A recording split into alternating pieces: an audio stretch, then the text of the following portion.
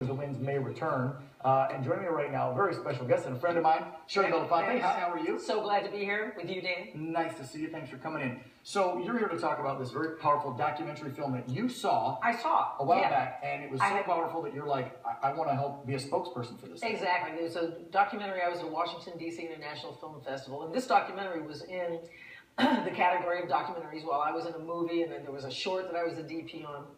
So we weren't in competition at all. But Sharon Katz, who was a white South African woman back in the apartheid years, which is in the early 90s, decided she was going to go into the different schools, townships, and teach these kids songs and little dances. And now you have to understand, in those days, it was completely segregated. You had the blacks in the black township, the coloreds in the colored township, and yes, it is okay to say colored. It's people who are light-skinned, but, you know, black heritage. The Indian townships and the white townships, and she brought them all together, 600 kids together for the first time in Durban, and they performed these songs. It was so powerful, they ended up taking this train around all of South Africa.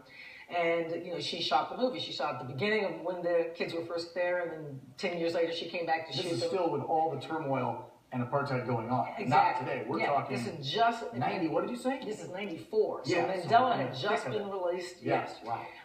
And these kids had even talked about the fact that they, you know, had no idea what would have come of them had they not been involved with this experience. Sharon is also now putting together a peace train for the United States, which is going to happen July 4th to July 17th, and July 17th was Mandela's birthday.